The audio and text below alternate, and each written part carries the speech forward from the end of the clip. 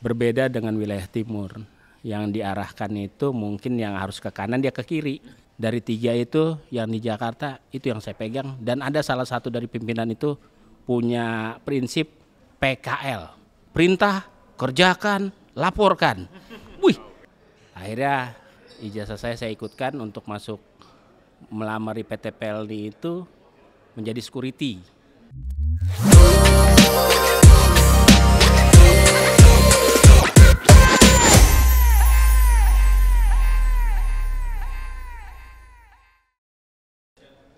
Halo Insan Melni, ketemu lagi dengan saya Dito Popilanda di obrolan Dek 7 podcast kesekretariatan perusahaan. Untuk kali ini kita spesial hadir di rapat pimpinan PT PLN Persero di semester 1 tahun 2025 dan kita kehadiran salah satu peserta Rapim, Bapak Rahmat Hidayat. Assalamualaikum Pak Rahmat. Waalaikumsalam warahmatullahi wabarakatuh. Apa Beliau kabar Pak Dito? Sehat nih Pak Rahmat. Nah, alhamdulillah saya bisa hadir di Rapim ini. Siap, thank you Pak Rahmat. Kita culik dulu sebentar di sesi jeda Kepala Cabang Luwuk saat ini ya. Betul sekali. Oke, kalau kita boleh sedikit profiling dari Pak Rahmat, beliau merupakan Kepala Cabang Luwuk udah sekitar 2 tahun terakhir ya. Ya, jadi saya masuk di cabang Luwuk. Jangan itu. buru-buru, belum. Kita belum mulai nih. Dito kasih profiling dulu dikit. Oh, gitu. Sebelum di Luwuk, Pak Rahmat nih catatan dari teman-teman di SDM sempat di Fakfak. Betul. Sebelum di Fakfak beliau di Manokwari. Terus kita ketemu pertama kali di Jakarta ya Pak Rahmat ya. Jakarta. Nah, ini kalau perlu dikasih sedikit catatan, Pak Rahmat nih mungkin sedikit sekali dari orang Betawi yang merantau keluar Jakarta, terutama di Pelni. Pelni itu kalau nyari orang Sulawesi banyak, nyari orang Jawa paling banyak. Tapi kalau nyari orang Betawi yang bisa duduk di level pimpinan kepala cabang kayaknya dikit banget ya. Ya, itulah Cuman Pak Rahmat kayaknya saat mungkin ini. saya kelahiran Priuk atau kelahiran Jakarta. Ya bisa dibilang anak Betawi. Karena vokal saya berpindah-pindah posisi ke daerah pun tetap logat saya logat Betawi. Ya kalau dibilang mah orang Betawi ya punya kita gaye gitu kan. Itulah orang Betawi. Anak asli Jakarta yang merantau ke seluruh Indonesia. Oke, Pak Rahmat, kalau boleh Dito buka cerita sedikit, Pak Rahmat memulai karir di PT PLN jauh dari kata manajerial ya. Betul. Boleh diceritain sedikit pertama kali tahun berapa Pak Rahmat nih masuk ke PLN dan sebagai apa? Jadi saya masuk pada tahun 99. Yang kebetulan pada saat itu memang lagi adanya perubahan kepemerintahan dari Orde Baru ke reformasi. Sehingga saya masuk tahun 99. Pada posisi saat itu memang saya mau kuliah tapi berpikir ibaratnya mungkin sambil kuliah sambil kerja mungkin bisa. Akhirnya ijazah saya ikutkan untuk masuk melamar di PT PLN itu menjadi security. Umur itu kemungkinan 22 tahun. 22 tahun. Lulus SMA ya? Lulus SMA itu pada saat itu. Ya sudah, benar tuh ya. 22 lulus SMA tuh baru. Iya. Benar. Iya, tahun 76 sampai 20. 76 ke 96 kan saya lulus. Oke. 20 berarti kan jeda waktu sampai 99 22 tuh. Kurang lebih 22 tahun. Nah, ya udahlah kuliah diplanin dulu, tidak apa-apa. Yang pasti saya pasti punya peluang bekerja dengan sungguh-sungguh. Ditempatkan di Kemayoran awalnya. Kemudian diberi kesempatan untuk naik kapal menjadi security dan ada namanya perubahan dari perusahaan. Nggak susah tuh waktu itu masuk PLN? Apa ya hitungannya lumayan. Dulu apa segala macam. Ikut lari dulu. Apa ada rombongan misalnya masuk barengnya? Nah, tidak, saya memang sendiri. Oke. Ya hitungannya ya ngikutin sesi-sesinya lumayan, keliling Kemayoran. Ya ada yang kencang-kencengan, yang pasti intinya kan rule-nya itu berapa kali tercapai. Ya sudah ikut, ditempatkan di Kemayoran, mengisi di kapal, perubahan. Security dulu di Iya, Kemayoran, berapa Kemayoran lama? kurang lebih setahun. Setahun. Nah, ada kesempatan untuk pindah ke kapal. Nah, di kapal itu ada perubahan karena ada namanya outsourcing. Outsourcing ya? Iya, outsourcing itu KJA kalau nggak salah pada saat itu. Saya turun lagi jadi P2. P2 Naik apa turun kalau dari security ke P2? ya hitungannya kalau hitungan dari grid sama-sama 15-14 kan. Oh berarti hitungannya waktu itu udah organik dong ya? Udah organik saya tahun 2022. 2022. Iya. Berarti pada saat saya malah dari posisi itu security malah di jadi Kemayoran terus ya, ke kapal pindah. Nah, itu organik tuh di kapal. Organik tahun di kapal. 2022. 2022. 2002. 2002. 2002. Iya, 2002. Kan kurang lebih 3 tahun ya. Kalau sekarang kan security kebanyakan Outsourcing. outsourcing ya. Iya, dari PT PID. Ya. Kalau dulu masih sama Pelni langsung ya. Dulu masih Pelni bekerja sama dengan KJA. Nah, disitulah saya berubah posisi jadi P2. Kemudian ada info kembali fax ke kapal bahwasannya ada security lagi tuh diterima di kantor pusat. Akhirnya saya memberanikan diri untuk berkomunikasi dengan Pelni Pusat, diterima. Akhirnya saya jadi security lagi. Lah, naik turun dong ya. Dijaga di kantor pusat. P2 berapa tahun? Di P2 itu kurang lebih hampir 2 tahun. Di kapal apa tuh waktu itu? Kapal Kerinci pertama. dan Cermai. Oh, Kerinci masih ada ya? Iya, Kerinci dan Cermai. 2022. Iya. Dan Itu Cermai masih ada sekarang. masih ya? ada sampai sekarang. Waktu Cermai. itu mungkin masih agak fresh Masih gitu ya, baru ya. masih landnya itu masih masuk ke Banggai Cermai itu. Ya sudah itu masuk ke kantor pusat setahun. Alhamdulillah di 2004. 2004. Ada kesempatan kurang lebih 9 bulan saya jaga di kantor pusat. Security ya? Security. Kembali lagi diberi kesempatan lagi untuk di kapal. Nah, karena ada KM Kelut itu, KM Labobar, saya diberi kesempatan ke KM Labobar. Tetapi ibaratnya pada saat itu karena penyesuaian, seolah-olah kita suruh ibaratnya mengisi formasi. Alhamdulillah pada saat 2 minggu mengisi formasi, timbullah mutasi tetap. Mutasi tetap ke? Di Labobar itu. Oh, di kapal. Iya, saya pikir hanya 2 minggu saja kan. Ternyata tetap ya ikut serta di situ juga sama security yang di KM Labobar. Dari 2004 itu kurang lebih saya sampai 2013. Sampai saya masuk dong. Iya. 2004 sampai 2013. 2013 tahun itu ya. Saya berusaha bagaimana meningkatkan upskill saya, berusaha bagaimana yang terbaik untuk keluarga saya. 2004 sampai 2013 di kapal nih ya? Iya, di kapal dan apa aja tuh? Pindah-pindah berarti? Pindah-pindah, Labobar, Siguntang, terus KM Ngapulu, terus KM Kelut terakhir saya. Posisi sebagai? Security. Iya. Jadi di pusat security, di terus kapal. mutasi ke kapal security iya, juga security. ya? Nah itu ada peluang-peluang yang ibaratnya untuk meningkatkan karir saya berusaha bagaimana waktu cuti atau bagaimana ibaratnya mengikuti pendidikan. Jangan sampai saya berhenti sampai di sini. Menikah tahun berapa nih? Menikah saya tahun 2006. 2006. Berarti pada saat tugas di kapal ya? Iya. Kebetulan pada saat itu saya di KM Labobar. Kebetulan saya bertemu dengan istri saya itu di KM Labobar.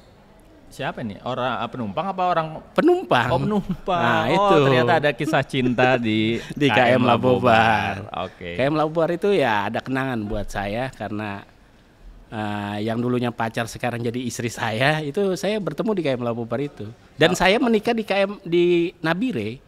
Orang mana ini? Orang Bandung. Orang Bandung. Orang Bandung. Kebetulan orang tuanya bekerja di Nabire dari awal. Nah, mamanya guru, bapak mertua saya kepala PU. Ya sudah, saya ketemu di kapal Labobar. Oke, berarti alhamdulillah Labobar nih ada semacam kenangan indah ya? Iya, itulah namanya Pelni. Kadang-kadang kita berputarnya kapal darat, kapal lagi ketemu lagi. Nah itulah mungkin jodoh saya ada di Labobar. Dan 2013 setelah Zaman Pak Elvin, mm-mm. direkturnya, saya mengikuti penyesuaian ijazah. Oke. Penyesuaian ijazah, alhamdulillah tahun 2015 karena saya udah ngikutin, saya naik kapal lagi ke Kelut tuh terakhir tuh. Oke, berapa lama? Kurang lebih 5 bulan apa? 5 bulan. 5 bulan. Sebelum akhirnya? Pada waktu saya jaga di tangga gangway itu ada Markonis Pak Rahmat.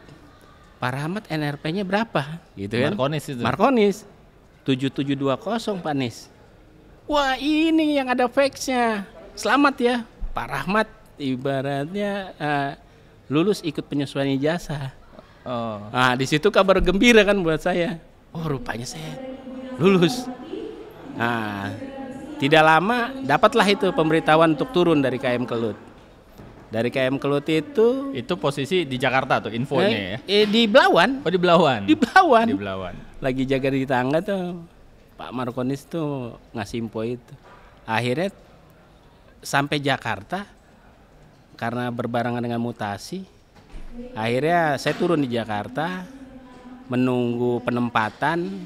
Saya menghadap ke Ibu Dahlia pada saat itu Di SDM ya? di SDM, dan pada waktu menghadap itu saya ditempatkan di operasional bau-bau.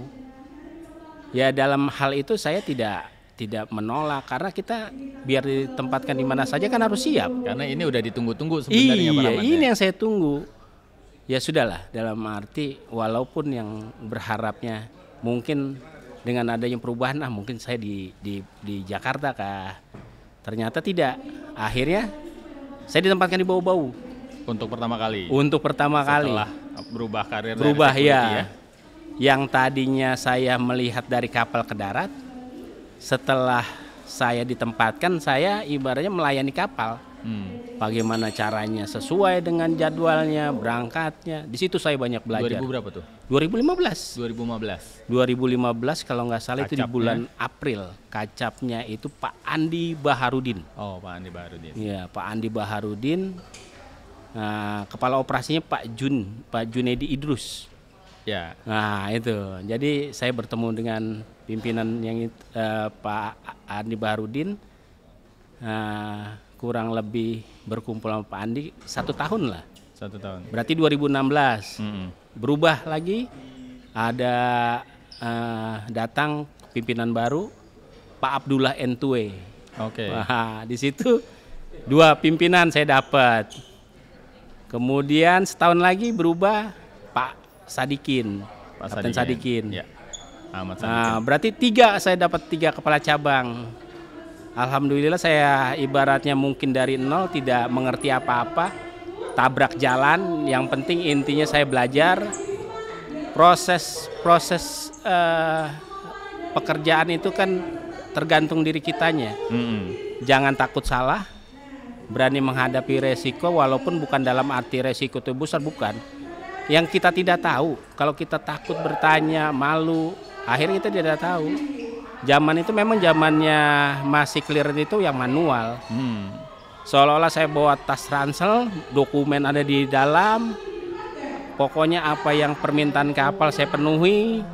Saya sangat dibantu dengan Sabandar ya. Kalau dulu itu masih KUPP kelas 4 itu, bau-bau itu. Oke, tahan dulu. Kita jeda dulu nih Pak Rahmat.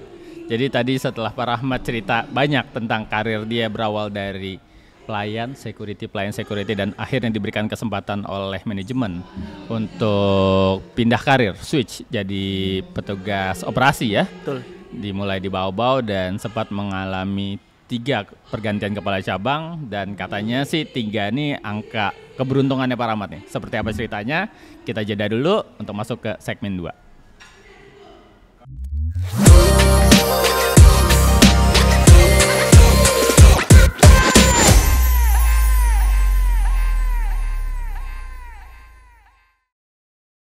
Halo Insan Pelni, masih di edisi khusus spesial di rapat pimpinan semester 1 tahun 2025 PT Pelni Persero bersama Pak Rahmat Hidayat, Kepala Cabang Luwuk. kita udah masuk ke segmen kedua. Tadi segmen pertama kita perkenalan profil beliau, di mana beliau masuk gabung PLN sebagai security di tahun 99, terus beranjak menjadi security di kapal, dan akhirnya diberikan kesempatan oleh manajemen sebagai staf operasi pertama kali di Bau-Bau tahun 2015. Dan beranjak dari situ pelan-pelan karir beliau berhasil saat ini duduk sebagai kepala cabang, dan pertama kali kepala cabang di cabang Luwuk. Cabang Luwuk Ya, ya. Nah, cabang Luwuk. Cabang Luwuk ini udah sekitar 2 tahun ya Pak Rahmat ya. Berjalan 2 tahun. Nah, dengan pengalaman Pak Rahmat lama di lapangan nih, benar-benar di lapangan, pernah di Kemayoran, pernah di berapa kapal, terus di kantor pusat sempat, terus akhirnya ke operasi di lapangan lagi di kantor cabang, dan akhirnya saat ini duduk sebagai kepala cabang. Banyak nih pasti pengalaman Pak Rahmat menghadapi penumpang, menghadapi stakeholder, dan tentunya konflik ya. Ya. Kita perusahaan pelayaran nggak pernah lepas dari konflik lah. Betul. Baik itu sama penumpang maupun sama stakeholder sendiri. Kalau penumpang mungkin pengalaman untuk meredam konflik sama penumpang mungkin nggak, ya susah-susah gampang. Ya. Tapi mungkin yang lebih sulit nih menghadapi konflik dengan stakeholder ya Pak Rahmat ya. Betul, regulator gitu ya. Mungkin Pak Rahmat punya cerita yang bisa di-sharing ke teman-teman kepala cabang yang lain, terutama yang masih muda. Mungkin ada cerita nih konflik dengan stakeholder, entah saat ini, entah kemarin, entah di tempat lain gitu. Silakan Pak Rahmat. Iya, mungkin ini masih anget nih. Oh, angin-angin. Jadi ya mungkin kejadiannya itu di Nataru kemarin lah. 2024 kemarin. Baru banget nih, masih Jadi, fresh. ya anggaplah mungkin ada yang terjadi sama saya, mungkin ada juga yang belum terjadi, atau kemungkinan besar ya biasanya kan saya baru pindah di tempat itu, kebetulan juga oknum tersebut baru juga memimpin di tempat itu. Oh, sama-sama baru Baru nih. lah. Sama-sama baru. Ya ibaratnya mungkin saya duluan, cuman dia hadir. Melihat dengan apa yang telah biasa kami lakukan di PT PLN, dengan rule-nya yang sudah ada, biasanya kan penumpang baris dulu tuh, boarding apa segala macam. Kalau mau berangkat nih ya. Mau berangkat, terjadilah namanya antrian. Nah setelah pelayanan itu selesai, kami dipanggil, saya dipanggil, tapi dihadapkannya kok ada operator lain untuk pembandingnya. Saya pikir karena apa? Saya pikir biasalah, namanya pimpinannya punya wilayah kan.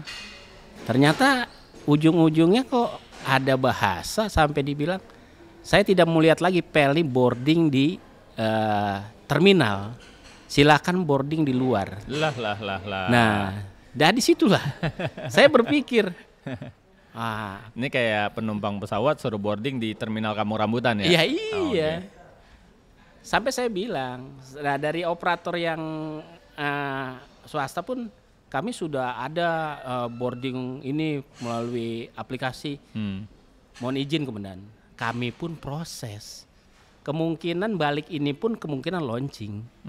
Mungkin insya Allah saya akan tetap apa yang terbaik akan kami berikan. Di boarding pas itu untuk yang dimaksud boarding, ya? Iya.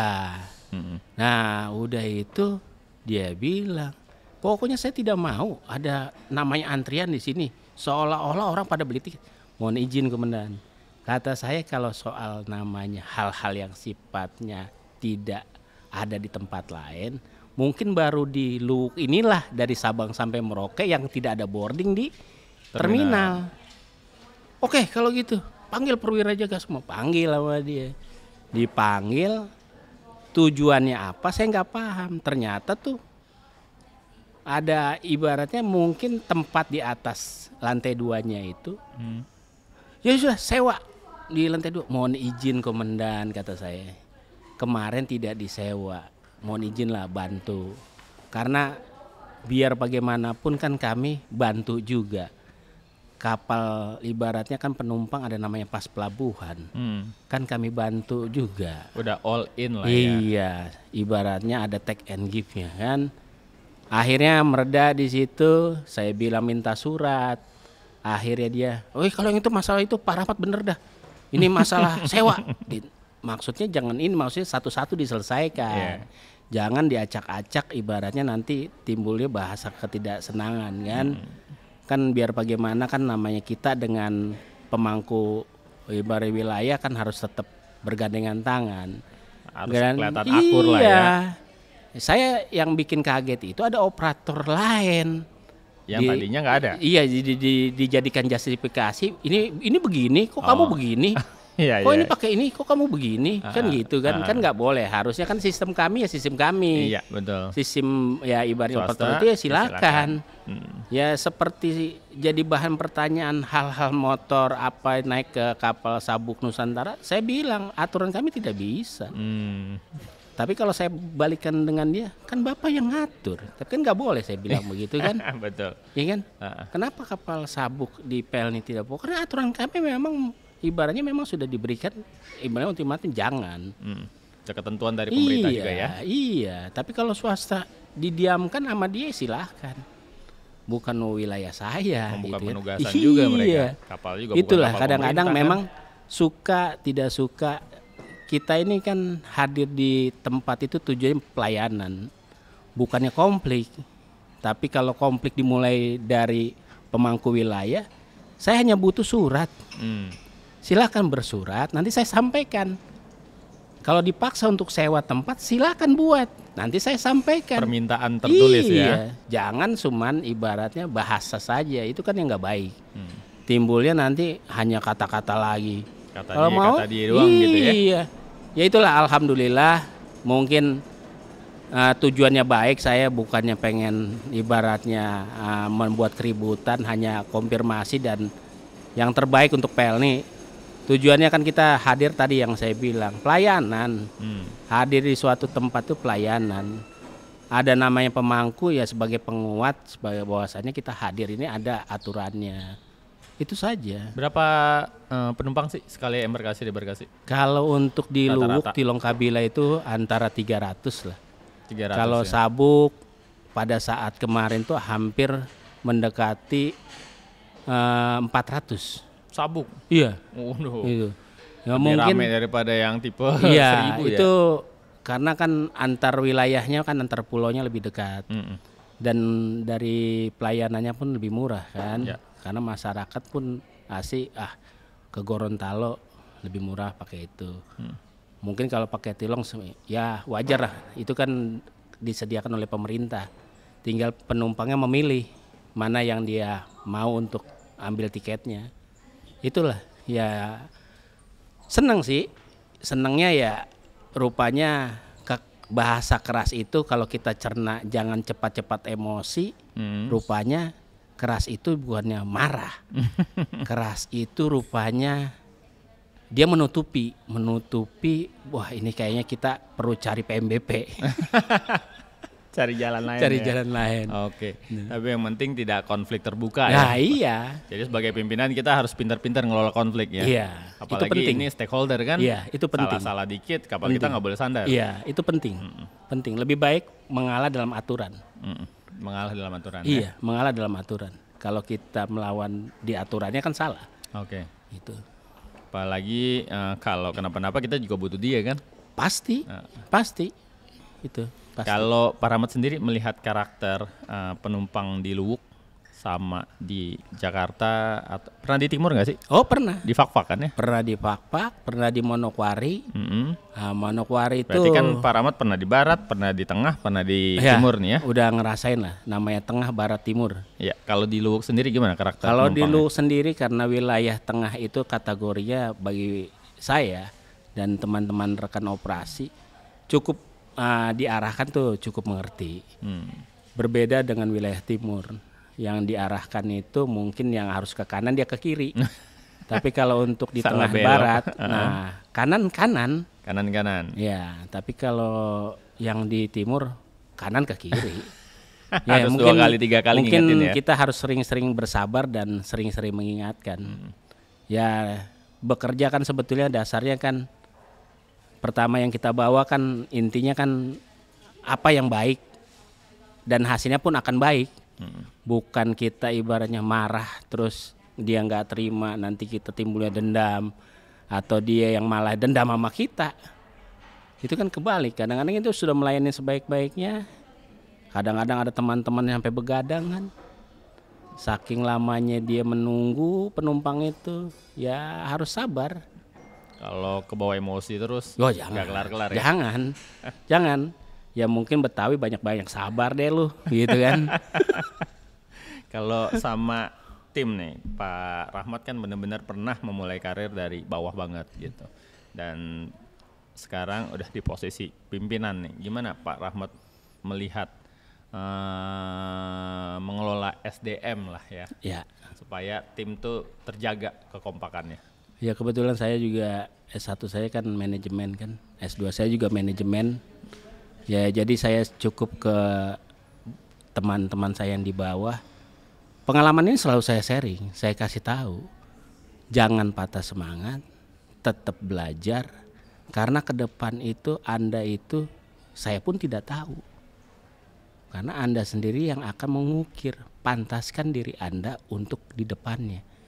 Jangan merasa, oh nggak pantas, pantesin. Karena memantaskan diri berarti seolah-olah dia sudah belajar.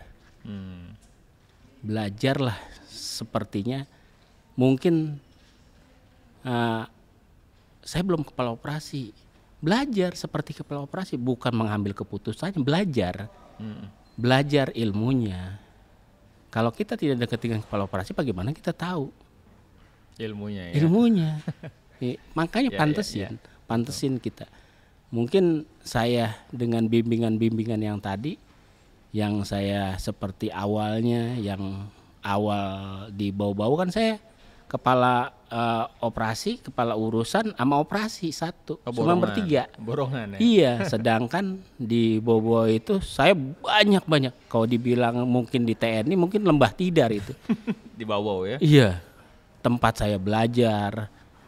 Ya menimba ilmunya di situ. Karena padatnya sama seperti Makassar. Nah, apalagi pas padat didatangkan KM Jetliner lagi. Astaga. Tambah lagi siang malam, baru pagi berangkat, malam udah tiba. Kalau seringnya malah dua-duaan Iya, gandeng-gandengan ya. gandeng-gandengan. Makanya saya alhamdulillah pakai dermaga sebelahnya itu kan. Alhamdulillah banyak pengalaman di Bobo yang berkesan untuk pembelajaran saya. Jadi tipikal saya jadi timbul di situ. Jadi saya tidak mencari orang yang tidak ada.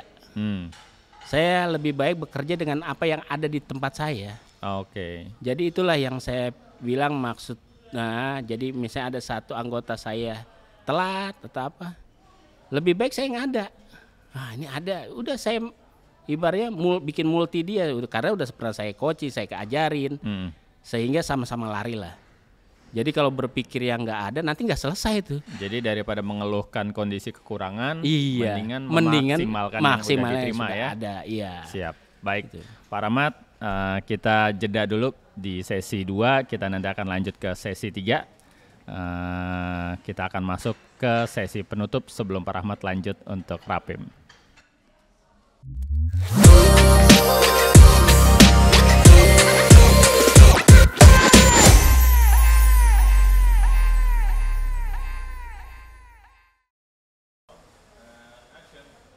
Hai Insan Pelni, masuk ke sesi ketiga podcast obrolan Dek 7 bersama Pak Rahmat di edisi spesial Rapat Pimpinan PT Pelni Persero semester 1 tahun 2025.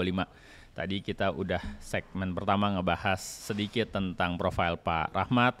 Di segmen kedua kita sudah sedikit berbagi sharing knowledge tentang bagaimana memimpin dan menghadapi konflik. Dan sesi terakhir bersama Pak Rahmat Hidayat, kita mungkin pengen tahu nih, siapa sih sosok yang berpengaruh bagi Pak Rahmat dalam meniti karir? Karena tadi sudah diceritakan di sesi 1, Pak Rahmat memulai karir sebagai security, terus security di darat, security di pusat, sampai akhirnya Pak Rahmat mendapatkan kesempatan untuk mulai masuk sebagai staf operasional di pelabuhan, dan akhirnya sekarang masuk di level pimpinan sebagai kepala cabang Lubuk.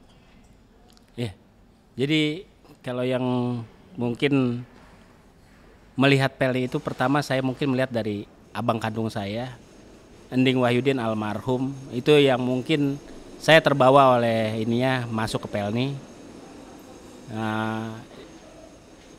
Beliau ya walaupun bagi saya dari mungkin orang yang tidak mengenal dianggapnya, Hmm. Lu beda sama dia, ya kan? Nggak mirip juga sebenarnya. Nggak mirip juga Kalau sama dia. dipikir-pikir. Karena Pak Ding tuh mungkin fisiknya mirip-mirip orang Manado kali Nah ya. iya itu. Jadi kesempatan itulah yang membuat saya tidak ada namanya nepotisme. Dianggapnya beda gitu kan, ya kan? Jadi alhamdulillah. Jadi perbedaan itu bukan untuk merenggangkan tetapi bisa mengambil ilmunya. Ya kalau dia bilang intinya kerja hati-hati. Kerja hati-hati, amanat, jangan sampai lu bikin malu nama keluarga. Karena suka tidak suka ya itu namanya pesan kan ya, amanat. Kerja yang benar. Biar bagaimana kecil besarnya rezeki. Sabar aja. Nanti mah kalau udah waktunya mah lu juga dapat, dia bilang gitu kan. Rezeki nggak kemana. Iya, itu. Rezeki kagak kemana, gitu kan. Alhamdulillah lah, mungkin dengan kesabaran itu saya dapat pimpinan-pimpinan di cabang dari awal di Bau-Bau, Pak Andi Baharudin saya ucapin terima kasih. Terus Pak Abdullah Entue, kemudian Pak Kapten Sadikin, 3 kepala cabang saya di Bau-Bau. Kemudian saya berpindah ke Pelni Jakarta atau Tanjung Priuk, bertemu dengan Pak Haji Masrul, kemudian Pak Tobing, kemudian Bas Indria. Alhamdulillah saya punya pimpinan-pimpinan yang sangat coaching saya, membuat saya harus semangat, saya harus disiplin. Suka tidak suka namanya Priuk, mukanya Pelni. Pelayanan. Jangan sampai lu merasa diri lu itu pegawai, lu minta dilayani sama orang kapal. Lu layanin tuh kapal. Layanin tuh kapal, apa permintaannya? Layanin. Dari 3 itu yang di Jakarta itu yang saya pegang, dan ada salah satu dari pimpinan itu punya prinsip PKL, perintah, kerjakan, laporkan. Wih, mantep ini kata saya. Sampai saat ini saya bawa itu. 3 huruf itu, PKL itu, apabila saya diperintah, saya kerjakan, kemudian saya laporkan. Jadi pimpinan tidak menunggu sampai di mana ini yang diperintah ini. Jadi apa yang diperintahnya itu saya laporkan sampai di sini, update-nya sampai di sini. Sehingga pimpinan mengerti, oh ya, clear. Dan apabila saya mengerjakan sesuatu yang sifatnya nanti saya laporkan, pimpinan pun harus jangan sampai tahu dari orang lain. Harus tahunya dari di bawahnya. Laporan itu tetap jalan. Pak ini ada ini, Pak ini ada ini. Harus.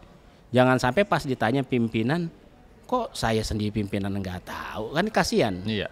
Nah itulah, karena kita orang lapangan yang melihat situasi kondisi langsung di muka atau berhadapan dengan masalah, itu wajib kita lapor sama pimpinan. Kemudian dari Tanjung Priuk saya dapat mutasi lagi ke Pelni Manokwari. Sebagai Kaop saya masih Kaop, ya. Kaop di Manokwari. Bertemu kembali dengan pimpinan saya dahulu, Pak Junedi Idrus yang jadi kepala cabang. Alhamdulillah Pak Junedi, terus ketemu Pak Jabir. Pak Jabir ketemu, dan ketemu yang terakhir itu kepala cabang di Manokwari Pak Yusuf. Pak Yusuf, nah itu mereka ini kan biar memberikan dedikasi ini timur, Mat. Kerja yang benar, Mat. Jaga kondisi. Lu udah jauh dari keluarga, nanti ibaratnya sekali-sekali istri datang, nanti kalau lu pulang terus sakit lagi. Jaga kondisi. Namanya Papua.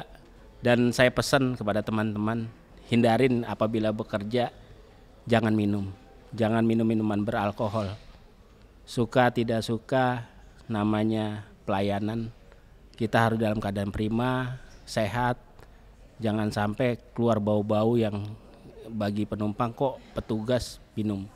Pesan saya kepada teman-teman yang ada di wilayah timur maupun dimanapun, hindarin pada waktu bekerja supaya kita konsentrasi apa yang kita kerjakan. Kopi aja cukup ya? Itu boleh tuh kalau kopi ibaratnya, apalagi kalau kopinya ditambah gula dikit lah. Gitu. Bau-bau 3 kepala cabang, Jakarta 3 kepala cabang, di Manokwari 3 kepala cabang. Sebelum akhirnya, alhamdulillah saya diberikan amanah untuk ke cabang Luwuk. Sebagai menjadi kepala cabang. Saya berterima kasih. 2024 kemarin ya. Alhamdulillah. Ya itulah mungkin kerja harus sabar. Semua itu harus sabar kalau memang Allah memang memberikan, pimpinan juga memberikan kesempatan, yang penting jagalah. Apa yang diharapkan dari pimpinan untuk kerja lebih baik. Itu saja. Berarti Pak Rahmat sekarang udah bergabung di Pelni kurang lebih dari 99 ke 2025. 26 tahun. Ya, 26 tahun ya. Alhamdulillah 26 tahun. Gimana Pak Rahmat melihat perkembangan karir Pak Rahmat? Ya mungkin Pernah nggak berpikir pada saat pertama kali masuk sebagai security, wah gue bakalan jadi kepala cabang? Saya sebetulnya pada saat mau masuk Pelni itu udah 2 lowongan yang saya mau masukin. Salah satunya Pelni, yang salah satunya lagi itu dulu namanya Bakin. Bakin itu Badan Koordinasi Intelijen Negara. Sama-sama. Waduh, ngeri dong. Sama-sama. Beda level dong itu. Sama-sama ibaratnya Intelijen. antara yang mana yang saya mau masukin. Karena mungkin saya berpikir saya pengen tahu Indonesia melalui kapal. Saya berpikir naik kapal nih kayak almarhum abang saya kan. Bisa ngelihat namanya. Dulu kan Kerinci masuk Padang. Abang saya dulu pada waktu di kapal pun sering bawa keripik yang pedas itu kan. Keripik balado. Iya itu kan. Woi Padang kayak apa ya gitu kan. Nah mungkin di situ saya milih ikut almarhum, coba ikut Pelni itu. Ya sudah lah yang namanya Bakin, kalau sekarang kan namanya BIN. Ya mungkin itulah pilihan hidup. Pilihan hidup itu kan harus kita jalanin. Tidak ada sesuatu yang kita jalanin itu menyesal. Karena sudah menjadi pilihan, ya tinggal kita bagaimana menerapkan yang terbaik. Betul. Itu aja. Gak kebayang kalau misalnya Pak kalau Rahmat kebayang, ngambil jalur ke Bakin tuh ya. Iya. Kalau sekarang mungkin lagi jualan bakso pura-pura. Iya, saya mungkin nyari sekarang data ini dan mau pegang nangkap orang. HT atau ibaratnya pura-pura duduk lesehan di depan hotel. Jualan cilok. Siapa yang mau saya liatin? Tapi kan orang Pelni baik-baik. Ya kan? Dan setelah Pak Rahmat ngambil pilihan masuk Pelni dan udah lumayan lah keliling Indonesia kan, kapal kemana-mana kan pasti kan. Belum lagi jadi kepala cabang, gimana rasanya melihat Indonesia? Ya melihat Indonesia begitu indah, penuh ibaratnya mungkin setiap berpindah di satu titik ada keindahan baru dengan nuansa wisata, udah kuliner. Pernah ke Luwuk ini kan salah satu destinasi paling indah nih di Indonesia nih. Di Instagram sekarang lagi seliuran nih, Banggai. Oh iya. Jadi ada tuh namanya di Banggai Kepulauan ada namanya Danau Paisupok. Udah ke sana? Alhamdulillah. Alhamdulillah sudah melihat jernihnya air yang ketelan airnya pun kayak aqua deh. Ya, jadi jangan takut ibaratnya. Beda sama Danau Sunter ya? Beda. Oh, beda sama Danau Sunter. Beda. Oke. Jadi ya mudah-mudahan teman-teman yang ada waktu luang ambil cuti bisa bertemu di Pelni Cabang Luwuk untuk melihat keindahan Danau Paisupok. Siap. Nggak cukup 1 minggu kayaknya kalau ke Banggai itu karena banyak banget destinasi wisata di sana ya. Lumayan, air terjun ada beberapa di pulau besarnya dan ada pantai-pantai sampai di Banggai Laut sana. Siap. Pak Rahmat, terima kasih banyak sudah hadir di podcast Obrolan Dek 7 Kesekretariatan Perusahaan Special Edition di rapat pimpinan PT Pelni Persero semester 1 tahun 2025. Mudah-mudahan Pak Rahmat kita bisa kembali lagi bertemu di podcast berikutnya. Amin. Dan selamat melanjutkan sebagai peserta Rapim. Thank you Pak Rahmat. Terima kasih banyak. Terima kasih banyak. Thank you.